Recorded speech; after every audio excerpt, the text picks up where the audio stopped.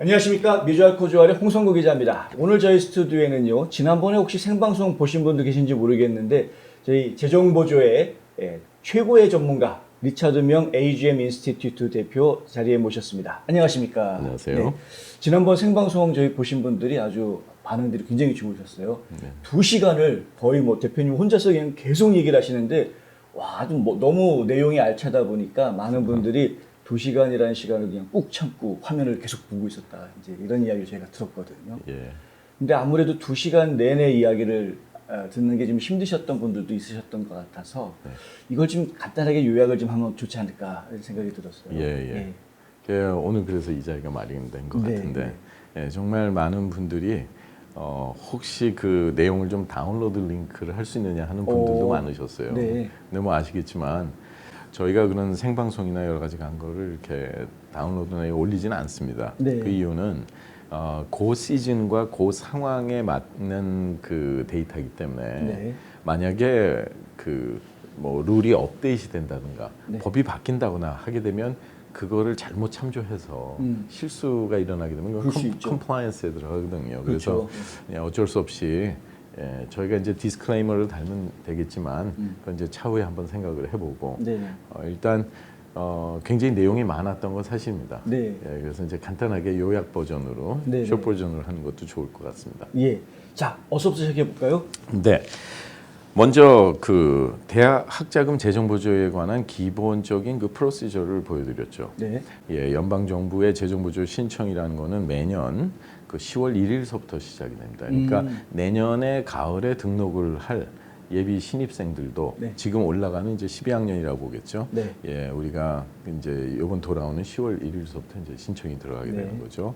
그리고 이번 가을에 등록하는 학생들은 작년 10월 1일서부터 이제 신청이 된 거고요. 예, 그래서 FAFSA는 Free Application for Federal Student Aid라고 우리가 연방 정부 학생 신청 재정 보조 신청 양식이라고 했고 학교마다 이제 재정 보조를 많이 지원해 주는 그랜트가 많은 그런 학교들은 기본적으로 이제 좀 더 자세히 파악하기 위해서 칼리지 스칼러십 서비스 프로파일이라는 CSS 프로파일을 칼리지 보드를 통해서 우리가 제출해주게 되는 겁니다. 그래서 그렇게 진행이 되고 세금 보고가 1월 1일서부터 우리가 시작이 되기 때문에 그런 데이터들 제출을 해줬던 데이터들을 우리가 스페셜 서컴스턴스에는 그 다음 연도 거를 써야 되는데 항상 재정보조 데이터는 우리가 학생이 대학을 등록하는 시점에서 prior요. 2년 전에 수입으로 한다고 그랬죠. 그러나 작년같이 우리가 팬데믹 시츄에이션이 있었을 때는 수입이 많이 줄었지 않습니까? 그래서 금년도에 빨리 세금 보고를 해서 학교에 업데이트를 해서 어필에 우리가 자료로 활용하면 굉장히 유익하다고 우리가 말씀드렸습니다. 네. 그러면 대학을 이제 요즘 시즌에 보면 여러 군데 합격을 했지만 어디로 진학을 할까? 그러한 선택 사항 때문에 우리는 많은 고민을 하게 되죠. 왜냐하면 이제 나중에 그 선택하는 그 대학이 결국은 나중에 어느 출신이냐 정말 그 빽과 줄이 연결이 되는 평생 따라다니는 거죠. 특히 미국이 한국보다 더 심합니다, 사실. 예, 줄이 업계로 들어가면. 그렇기 때문에 이제 그런 관계로 해서 기본적으로 대학을 신중하게 선택을 해야 되는데 대학 선택에 있어서 가장 걸림돌이 될 수 있는 부분이 바로 재정 보조 아니겠습니까? 그렇죠. 그래서 아무리 원하는 대학에 합격을 했다고 하더라도 그 너무 재정 보조가 적게 나와서 가정 형편에 맞지 않아서 그 대학을 진학을 못하고 오히려 한 단계 낮춰서 장학금 좀 더 준다고 이렇게 오퍼가 온 그런 대학들을 선택하게 되면 아이의 운명이 완전히 바뀌는 문제이기 때문에 그래서 기본적으로 그 파이낸셜 에이드에 대한 그 본론적인 절차를 먼저 설명을 드렸었어요. 그래서 전체적으로 어떻게 사전 설계를 해야 되냐. 학생과 부모의 수입과 자산을 가지고 하는 거기 때문에 계산하는 수입이고 계산하지 않는 수입. 계산되는 자산이 있고 계산되지 않는 자산. 그래서 실질적으로 재정보조 신청이 들어갈 때 가장 최적화된 데이터를 입력을 해줘야 된다 그랬죠.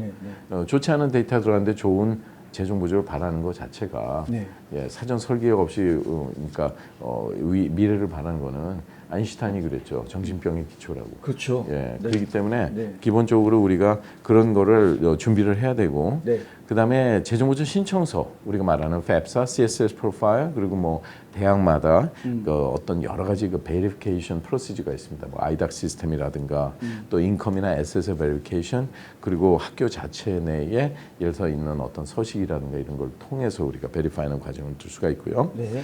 그다음에 재정보조 이제 합격한 대학에서 오퍼를 받았을 거예요. 네. 근데 참 종류가 여러 가지 나는데 장학금만 오퍼를 받은 학생이 있고 네.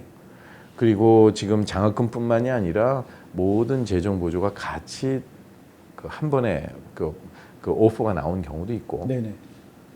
아니면 이 아무것도 못 받은 학생도 있고 뭐, 예. 네, 네. 그러면 못 받았으면 못 받은 이유가 있을 거고 네. 장학금만 먼저 나왔다 그러면 그 이유가 또 따로 있을 거고 그런 내용들을 정확하게 파악을 해서 그런 게 이제 예를 들어 갖춰주지 못했을 때 학교에서 요구하는 사항들 갖춰주지 못한다는 게 이럴 때 빨리 그 리프로세싱을 해서 받은 거로 대학끼리 서로 우리가 네고시에이션을 해줘야 되는 게 바로 어필의 가장 기본적인 접근 방법이라고 그랬어요. 네. 그 다음에는 우리가 이제 그 모든 걸로 마무리해서 등록하는 단계를 우리가 파이널라이제이션이라고 그랬죠. 네.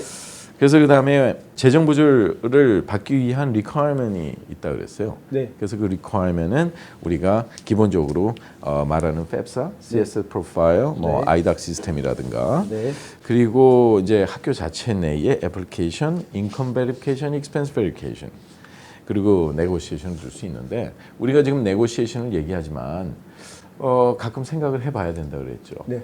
수입은 굉장히 작은데 네. 지출이 더 많다 그러면 그러면 어떻게 먹고 살았느냐? 거짓말한 거밖에 안 되죠. 예, 그러니까 본인은 실제 그런데 네. 아니면 뭐 있는 자산을 다 탕진을 하게 될 수도 원래 있는 거죠. 재산이 많은 사람. 뭐 그럴 수도 있고. 아니면 아는 분들이 많아가지고 이렇게 도움을 많이 받는 분. 네. 예, 그래서 네. 그 뭐 3만 5천밖에 벌지 못한다고 정말 라면 먹고 살기도 힘든데 미국에서는 그죠? 네. 예, 그런데 뭐 한 달에 5천 불을 쓴다든가.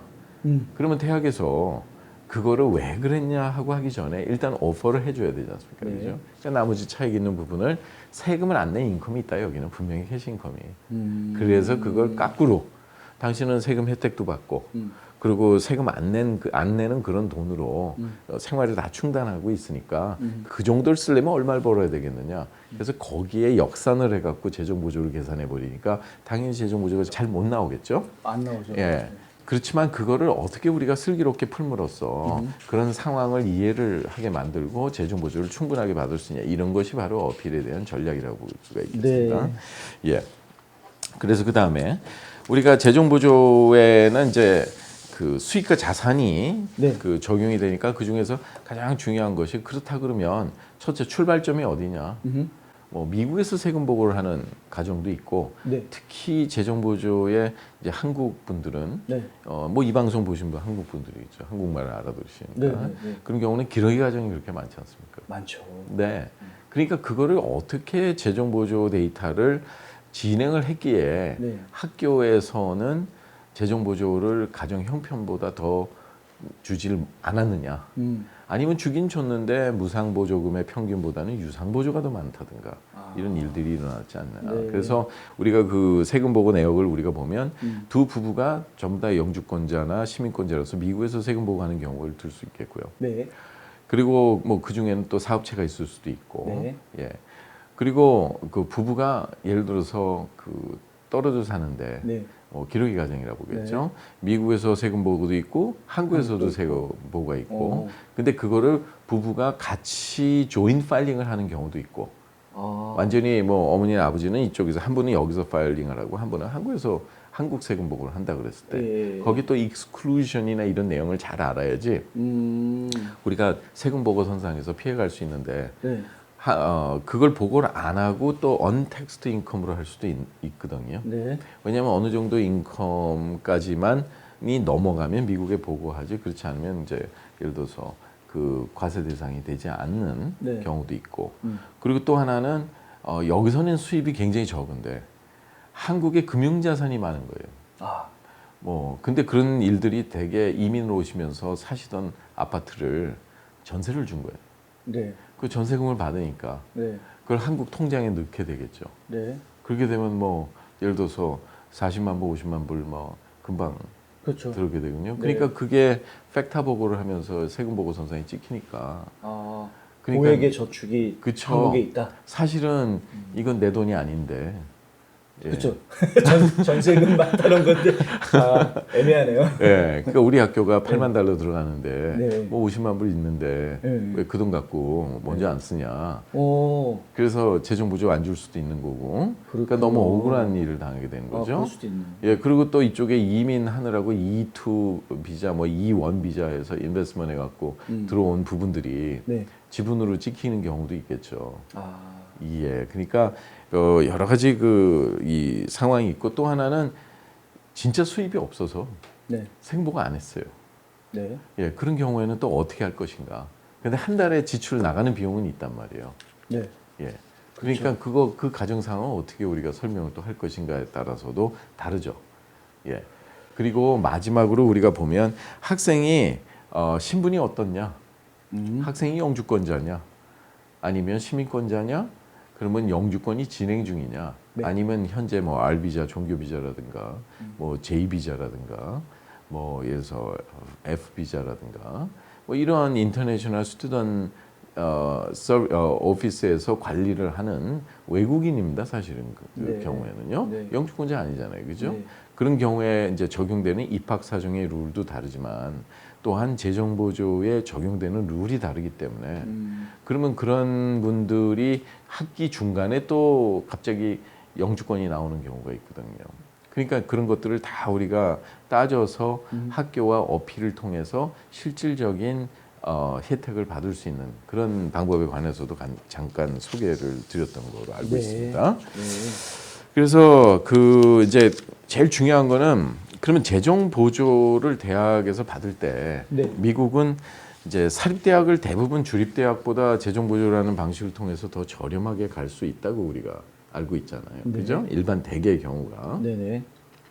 근데 이런 문제가 발생을 하기 때문에 어필하는 건데 그 문제 발생에 근간이 되는 사고방식, 고정관념이라든가 이런 문제점을 유발시키는 상황이 있다 그랬어요. 그거를 제가 체계적으로 9가지를 설명을 드렸어요. 아, 예, 예. 예, 그렇죠.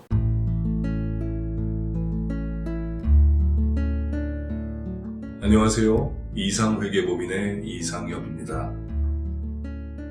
30년 동안 아틀란타 한인사회에 봉사한 역사와 경험을 바탕으로 여러분들의 세무 회계 관리와 재정 은퇴 계획을 상담해드리고 있습니다.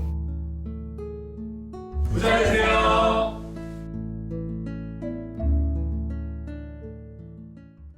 예, 가장 큰 문제점들, 저희가 네. 재정보조 대학에 신청할 때 겪는 문제점들 대표적인 거 그렇죠. 첫째가 9가지. 첫째는 모르겠습니다. 뭐라고 있냐면요. 네. 아, 냈는데 뭐. 예. 일단 아니 접수했으니까. 애플리케이션 다 끝났는데 네. 이미 난 냈다. 네. 그러니까 이제는 대학이 알아서 해주는 거 아니냐? 그냥 당연히. 그렇죠. 다 예. 서류 접수했으면 당연히 알아서 나오면 받으면 되는 거고 안 나오면 못 받는 거고. 예, 그러니까 어느 요리사한테 생선을 맡기냐에 따라서 네, 네. 생선이 요리가 돼서 반토막만 나올 수도 있고. 새까맣게 타서 나올 수도 있고. 그러니까 이 퀄러리 어슈어런스가 빠진 거예요. 네. 네, 퀄러리 컨트롤이 있고. 예, 네. 예, 여기는 사실 컨트롤도 잘못됐지만 네. 퀄러리 어슈어런스가 잘못된 거죠. 그러니까 첫째 그 애플리케이션만 내준다고 되는 게 아닙니다. 네. 예, 애플리케이션은 시작에 불과한 거예요, 진짜. 네. 어플라이 한다는 거 아닙니까? 그렇죠. 예. 그리고 이제 재정보조 공식에 대한 미스언더스탠딩이 있죠. 네. 포뮬라 자체를 모르면 이게 어떻게 적용이 되는지. 그렇죠. 알 수가 없죠. 예전에 어떤 분이 재정보조 신청을 하면서 정말 집에 숟가락 하나라도 다 넣듯이 그렇게 자세하게 넣으신 분이 있었어요. 완전히 폰트를 어떻게 하여튼 엄청난 분이 있었는데 네. 그러니까 그게 다 자산으로 간주가 돼서 계산이 될 거 아닙니까? 네. 예, 그러니까 이 수익과 자산에 관해서 부모가 그런 요소가 강할 때 재정 보조가 그만큼 감당할 수 있는 거 아니냐 하고 나오는 거 아니겠습니까? 그죠? 그러니까 우리가 그 포뮬라를 잘 알아야 되고요. 네. 또한 그런 우리가 갖고 있는 고정관념, 뭐 예를 들어 재정 보조 신청에 있어서 뭐 우리가 재정이 많이 필요하다 생각하면 입학 사정에 문제가 있는 거 아니냐. 그래서 학교에서 묻는 질문이 있죠. 당신의 부모가 얼마나 서포트할 수 있느냐.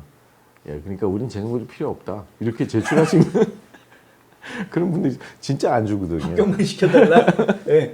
근데 합격한 다음에 마음이 바뀐 거라. 그렇죠. 당연히 그렇죠. 이제 큰일 났어요. 예를 다른 들어서 애들은 뭐 다 봤는데 왜 우리 애는 못 봤습니까? 뭐 이렇게.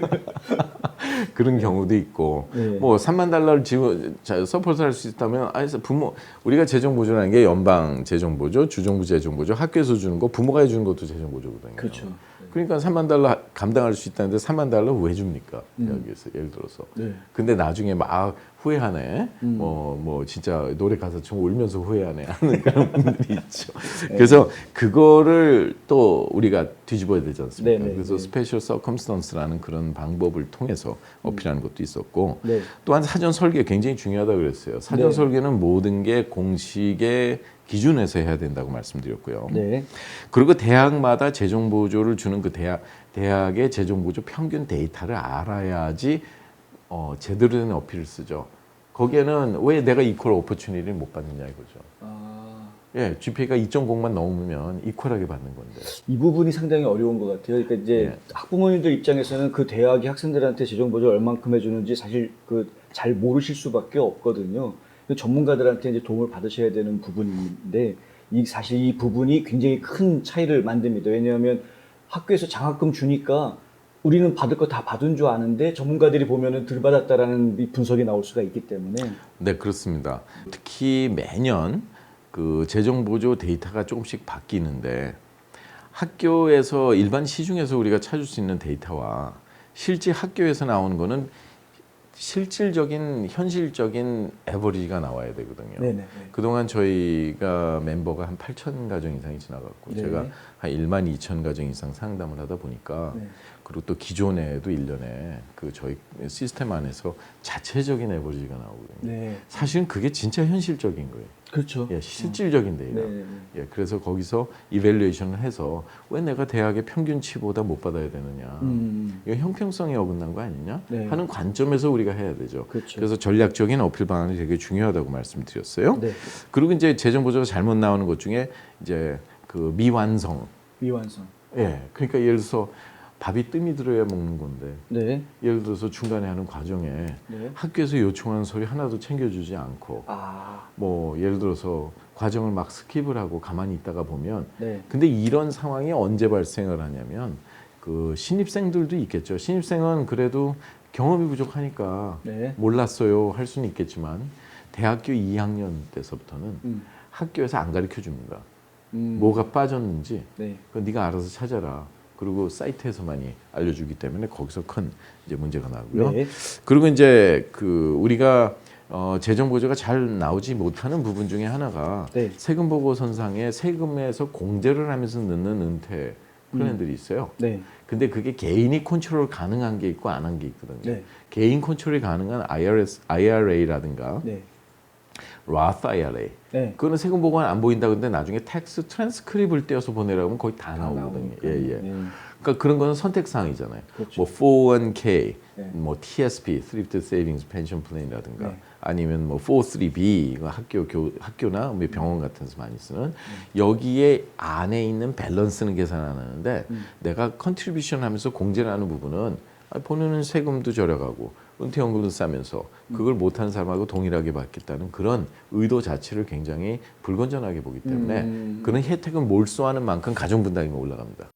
크게 올라가죠. 예, 그래서 그런 거에 대한 우리가 고정관념을 잘 모르고 있기 때문에 사전 설계에서 그걸 다 그게 바로 메이저 프로블럼 중에 하나고요. 네. 또 한 가지 제일 많은 실수가 뭐냐면 우리 애가 다 했어요. 알아서 다 했어요. 나보다 영어 잘하니까. Good luck, good luck. 네. 그냥 홈리스한테 맡기는 게. 영어 더 잘하잖아요. 홈리스. 걔네들 꿈도 영어로 꾸죠. 그렇죠. 그래서 기본적으로 우리가 이 재정 보조가 2년 전에 데이터를 들어가기 때문에 네네. 이런 사전 설계가 미리 이루어져야 되는 겁니다. 네. 예, 2년보다. 네. 예, 그래서 이제 그리고 이제 어필을 하기는 하는데 네. 우리 가정이 힘들어요 하고만 제출해서 되는 게 아니죠. 왜냐하면 효율성을 따져야 되고 네네. 또 거기에 따라서 어떤 또 불충분한 어필 프로세스. 그 불충분하다는 거는 보통 일반적으로 어필을 하게 되면 1차 어필에 아예 거절 레터를 준비하고 있습니다. 어. 그래서 기본적으로 그 2차, 3차까지 우리가 네. 해서 진행을 해 나가야 되는데 많이 모르는 경우들이 있죠. 그리고 사실 학교에서 실수할 수도 있지 않나요? 그런 경우 되게 많아요. 그렇지만 그거는 이제 우리가 조금 더 제가 요 뒤쪽에서 약간 설명을 드려야 될 것 같습니다. 예. 근데 이제 재정보조 어필이 왜 필요하냐? 네. 우리가 재정보조를 어떻게 효율적으로 하냐만 생각을 했지 재정보조가 모든 가정마다 어필이 필요한 이유에 대해서는 많은 분들이 얘기를 안 하고 있어요. 네. 특히 온라인에 아리클이나 이런 걸 쓰게 되면 아리클에 이제 제 아리클 같은 경우에 들어가면 이제 그런 생각해야 될 부분들을 많이 우리가 나와 있지만 네. 뭐 온라인상에 한 1,200 칼럼 이상이 워낙에 넘으니까 검색해 보시면 학자금 재정보조 딱 검색해 보시면 리처드명 컬럼 제일 먼저 나옵니다. 아마 1년 걸리실 거예요. 그러니까 다 읽는데 제가 그 요약을 해서 말씀드리면 이걸 어떻게 하는 데는 원론적인 문제보다는 근본적인 문제를 우리가 해결하는 게 낫겠죠. 네. 그래서 재정보조 어필을 해야 되는 그 이유는 이런 칼리지 셀렉션을 할 때가 되게 중요하죠. 네. 특히 지금 12학년인 경우에 학교를 정해야 되지 않습니까? 이제 5월 초순까지. 네. 그때 굉장히 중요한 거예요. 네. 예, 그래서 그때 이제 아이의 운명이 바뀌게 되니까 네. 이 재정보조 어필은 굉장히 그런 분야에서 중요하다는 것을 말씀드리고요. 네. 그리고 재정보조 어필을 통해서 가정의 부담이 줄어들지 않습니까? 재정 부담이. 네. 예, 미국 말에 이런 게 있습니다. You don't get it because you don't ask. 예, 네. 묻지 않는데 네. 줄 줄 이유가 이유가 없죠. 예, 예. 없는 거고요. 네. 근데 허황되면 안 되죠. 예, 네. 근거가 똑바로 해야죠. 예. 그러니까 그리고 또한 이제 또 버벅거리면 안 되고. 네. 그러니까 버벅거림. 그 말은 네. 문장을 프로페셔널하게 써야지. 예를 들어서. 예. 근데 그것도 부모 측면에서 쓸 거냐, 아이 측면에서 쓸 거냐. 근데 원래는 아이 측면 쓰는 게 제일 좋은데 그건 굉장히 팔리틱스를 잘 이해한 상태에서 써야 돼요. 네. 예. 그래가고 이제 스페셜 메디컬 환경이 있을 수 있죠. 갑자기 팬데믹에 네. 뭐 부모님 중에 한 분이 일을 못 하게 됐다든가, 인컴이 그런 줄어들었다든가, 일이 자주 발생. 아니면 무슨 암이 걸렸다든가, 무슨 네. 메디컬 빌이 많이 달라서 가정에 스페셜 환경이 있다든가 이런 것들. 그리고 이제 천년도에 잘 받아야지 그걸 가지고 다음 연도에 예산을 편성하지 않습니까? 맞습니다. 네. 그러니까 그 다음 연도에 되도록이면 그 예산에서 벗어나지 않으려고 몸부림치는 게 이제 일반 대학의 재정보조 그렇죠. 사무실이거든요. 네. 그리고 이제 또 하나는 왜 내가 차별받아야 되느냐? 이건 니드 블라인드 정책을 쓰고 니드 베이스의 파이낸셜 에이드인데 네. 충분히 나는 우리 가정 형편에 맞게 받아야 되는데 학교 평균치만큼 왜 내가 차별받아야 되냐 남들보다 하는 그런 게 있고요. 네. 그리고 또 이런 어필 과정을 통해서 자기가 언더 어워디드 됐거나 미스 어워디드 이따 설명을 드리겠지만 네. 그런 데이터를 코렉션 할 수가 있는 겁니다. 아, 네. 예. 만약에 2년 전에는 네. 가족 수가 예를 들어서 4인 가족이었지만 네. 지금 뭐 몇 달 전에 뭐 한국에 있는 노부모님이 오셔서 같이 뭐 소셜 번호도 없고 텍스 아이디도 없으니까 세금 보고 선상에 못 들어가지만 네. 가족 수가 갑자기 많아진 경우. 그렇죠. 엄마 아빠 갑자기 늦둥이를 낳다. 뭐 예. 누구 얘기하는 것 같습니다. 그래서 일단은 그러면 예. 우리가 이제 파이낸셜 에이드 어워드에 관해서 네. 어필이 언제 필요하냐 네. 하는 거. 그럼 좀 아까 말씀드렸던 그런 스페셜 서컴스턴스를 우리가 예를 들 수가 있었어요. 그죠? 예. 수익과 갑자기 익스펜스가 많아졌다든가 네. 회사가 문을 닫게 됐다든가 뭐. 그런데 이제 언더 어워드와 미스 어워드에 관한 개념을 우리가 좀 잘 이해를 하고 가는 게 어필에 있어서 중요한 것 같습니다. 네. 학교마다 얼마나 이렇게 트리키하게 하냐면 야, 당신 가정 분담을 뺀 다음에 우리 100%다 줬다 하는 거예요. 원래 그 학교는 86%를 주고 있는데 네. 100%를 다 줬다고 하는 거예요. 그럼 나머지 다 론으로 채워준 거예요. 아, 예. 그러니까 부모 론, 예. 플러스 론, parent loan fund, 그지 student. 네. 근데 그거는 언제든지 내가 원하면 모자라는 부분만큼을 신청해서 받을 수 있는 거예요. 그렇죠. 선택 사항인데 네. 그거를 넣어갖고 우리는 100%다 줬다 이렇게 하면서 그러니까 부모들이 잘 모를 거라 생각을 해요. 네. 그런 학교들이 있죠. 어. 근데 언더 어워드 자체는 전체 총 들어가는 비용에서 거기서 가정 분담금을 뺀 차액에 대해서 몇 퍼센트를 주냐인데 그 퍼센테이지보다도 덜 받은 거예요. 모든 조합이. 되게 언더 어워드면 미스 어워드가 동시에 일어나죠. 왜냐하면 네. 미스 어워드는 주기는 비슷하게 줬는데 무상 보조금에 주는 퍼센테이지와 유상 보조금에 주는 퍼센테이지에서 무상 보조가 더 덜 나온 거죠. 네. 그게 언더 어워드냐 미스 어워드냐 근데 네. 아니면 둘 다냐. 네. 그래서 이제 그런 거를 정확한 데이터가 있어야지 형평성의 원칙을 가지고 우리가 학교 대학에 어필을 해도 수긍이 가는 거예요. 할 말이 그렇죠. 없잖아요. 그렇죠. 야, 이건 진짜 우리가 잘못했네 할 수가 있는 거죠, 그죠? 그리고 이제 미스 어워드 된 상황에서는 네. 이제 이거가 굉장히 참 애매모호하거든요. 이걸 어필을 잘못하면 학교에서 당신 말은 맞는데 우리 돈 없다. 예, 근데 그 다음에 한 2주 뒤에 영주권이 학기 중간에 나온 학생이 어필을 했는데 재정보조 신청했는데 또 다 받았거든요. 네. 그러면 정말 그런 것이냐? 예, 그 진위 여부. 이 재정 보조라는 게 정답이 없고요. 마치 미국 비자처럼 그때그때 달라요고 사실은 이 담당하고 있는 직원 결정하기 나름이어가지고 예, 하여튼 저라면 알 그런 수가 직업은 안 갔겠어요. 그 천국 가기가 힘들거든요. 아이고. 학비 때문에 원하는 대학을 포기하신다고요? 장학금이나 학자금 재정 보조를 자녀에게 모두 맡기셨다고요? 아니요, 그러시면 안 되죠. 명쾌하고 유익한 정보를 드리는 리차드 명 AGM 대표가 속 시원하게 도와드립니다. AGM은 미국 2,900여 개 대학의 재정 보조 관련 데이터베이스를 기초한 실시간 분석 시스템과 자체 개발한 고객 관리 시스템을 활용하여 대학 학자금 부담을 덜어드립니다. 지금 전화하셔서 상담 받으세요. 877-212-0011 877-212-0011 대학도 비즈니스 아닙니까? 네네. 예, 비즈니스니까 어떻게 하면 적은 비용으로 좋은 학생들을 많이 유치를 할 수 있느냐. 그래서 이 재정보조 어필은 12학년들이 이번에 대학에 입학 사정에서 합격을 했을 때 지금 네고시에이션 하기가 제일 좋은 때입니다. 네. 학교에서는 예산이 충분하거든요. 왜냐하면 신입생들을 모든 그 절차를 한 다음에 재학생을 검토를 하는 거기 때문에 네. 재학생에 대한 재정 보조는 대개 4월 말 이후서부터 시작이 됩니다. 5월 네. 초순이나. 네. 그래서 신입생에 대한 예산을 충분히 확보하고 있는 상황에서 얼마든지 여러분들께서 기회가 있으니까. 그러나 그때 무슨 말씀을 드렸냐면 우리가 갖고 있는 어필을 할 수 있는 그 총알은 한정돼 있다 그랬어요. 그죠? 네네. 예, 근데 그냥 무조건 무심코 뭐 우리가 너무 힘들어요, 뭐 어떤 근거 데이터가 정확하게 없고 없으면 안 되죠. 그런 접근하는 방식에 대한 전략적인 설계가 없는 상태에서 네. 그 갑자기 던지면 무조건 다 우리는 할 수 있는 대로 최대한 다 해줬다 그러고 거절 내려가오겠죠. 그렇죠. 영어 너무 잘해도 안 돼요. 그때는 또.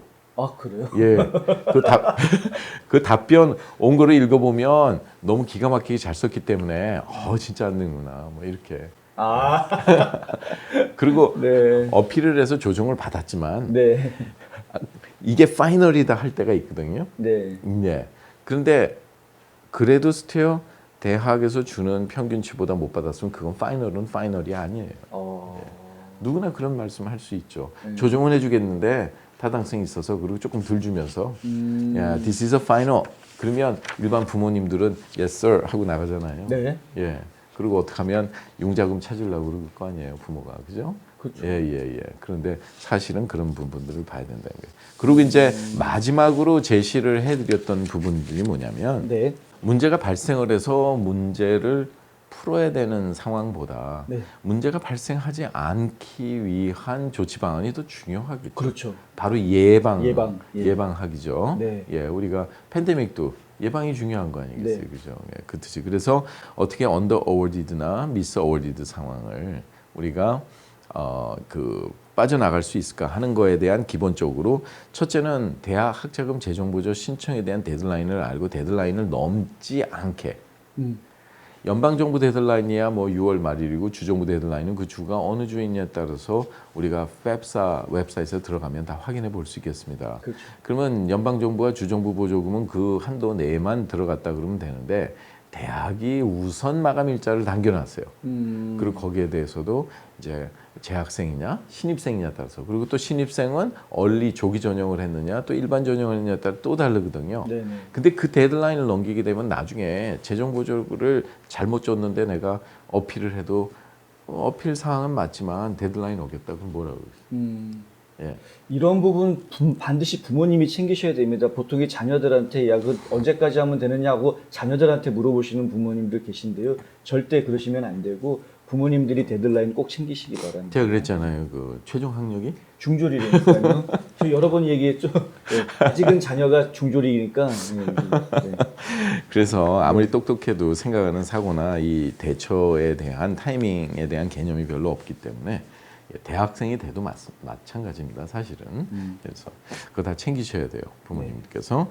그리고 그 재정 보조에 대한 포뮬라를 명확하게 알고 움직여야 된다 그랬죠. 네. 그래서 계산되는 자산이 이 학교는 계산 안 하는데 예를 들어서 주립대를 가는데 내가 살고 있는 집에 홈의 프라이머리 에쿼리는 자산으로 안 보지만 네. 사립대를 가면 계산한다 그랬어요.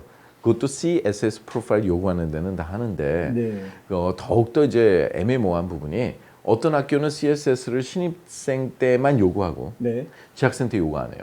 아, 그러면 그때 들어갔는데 가정이 너무 바뀔 수 형편이 있잖아요. 안 좋아서 네. 집을 팔았다든가 네, 여러 네. 가지. 네. 그러니까 그것도 이제 집을 파는 건 좋았는데 또 캐피탈 게인이 많았어. 아이고. 그러면 또 엎친 데 덮친 격이 돼. 그걸 잘 설명을 해줘야 되는 것들입니다. 네. 그러니까 그런 거를 일단은 포뮬라를 알고 움직이는 게 우리가 예방적인 차원에서 중요하고요. 네. 그리고 대학마다 얼마나 재정 보조를 지원을 해주는 그 퍼센트 니드 매시라 그래요. 그걸 아, 재정 보조 필요분 파이낸셜 니드에 대해서 몇 퍼센트를 이 학교가 에버리지로 주고 있느냐 이게 굉장히 중요합니다. 에버리지란 말이 네. 딱 카트라인이라는 게 없어요. 에버리지예요. 근데 희한하게도 학교가 만약에 82% 준다. 네. 그러면 한 50%는 진짜 에버리지로 정확하게 어떻게 그 액수가 나오는지 모르겠는데 네. 거의 비슷해요. 네. 그래가고 25%는 좀 더 많이 주고 네. 25%는 좀 덜 주고 네. 그리고 또 하나는 이제 우리가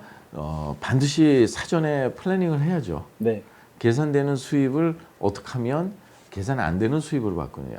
지난주에 이제 그런 분이 계셨어요. 이제 프로페셔널 직업을 갖고 계시는데 네.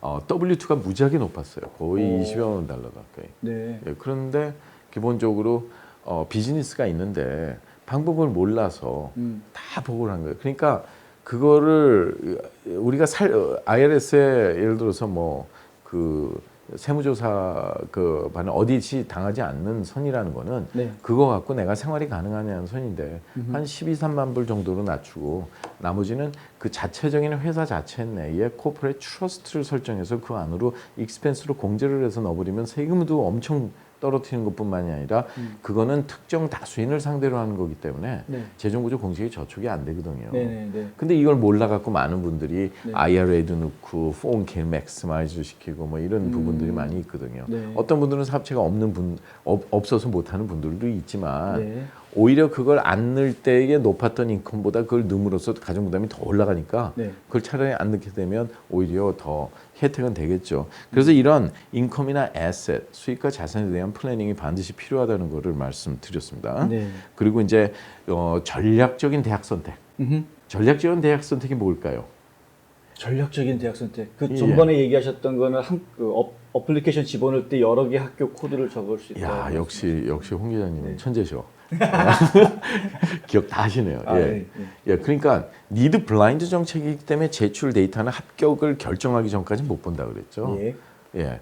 그러니까 내가 아무래도 합격에 영향 갈 것 같아서 재정보조 안 만든다는 게 얼마나 예를 들어서 무지한 결정이었다는 거. 네. 그런데 이제 그렇게 되면 거기서 기본적으로 이제 학교에 비슷하게 합격할 수 있는 학교끼리 재정보조 잘 주는 게끼리 넣어야 된다 그랬죠. 네. 그건 보고 결정을 하기 때문에 그래서 장학금을 한 푼이라도 더 주려고 노력을 하게 되는 겁니다. 네네. 아니면 우리 학교 등록 안 할 거니까. 네. 그래서 타임리 어레인지먼트 하는 것도 되게 중요하고 네.